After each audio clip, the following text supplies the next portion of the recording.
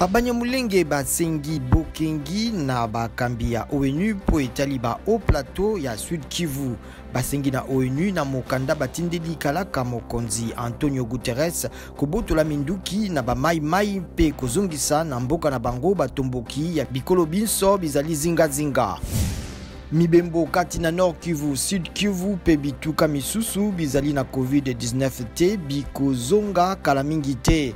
Mokambi ya Nord Kivu asakoli yango sima na kobikisama na bato banso bazwamaki na COVID-19 na Nord pe na Sud Kivu. Fed, Banque Centrale ya États-Unis elaki kosala manso pona kobikisa nkita ya ekolo eye na nkokoso ya COVID-19 ememi. Bokono boye bozali kokitisa bokoli ya nkita emunisama na mboka eye uta mibuzomi.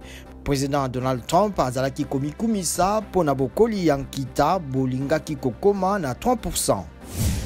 Joe Biden, vice-président ya kala pe candidat ya ba démocrate na maponami ya mokonzi ya mboka ya États-Unis na novembre ekoya alobi ete akotika ambassade ya mboka eye na Jérusalem soki alongi. Président Donald Trump oyo akozala candidat na ngambo ya ba républicain nde alongolaki ambassade ya États-Unis na Tel Aviv mpe atindaki yango na Jérusalem sima na kozala moto ya yambo ya kondima Israël lokola ekolo.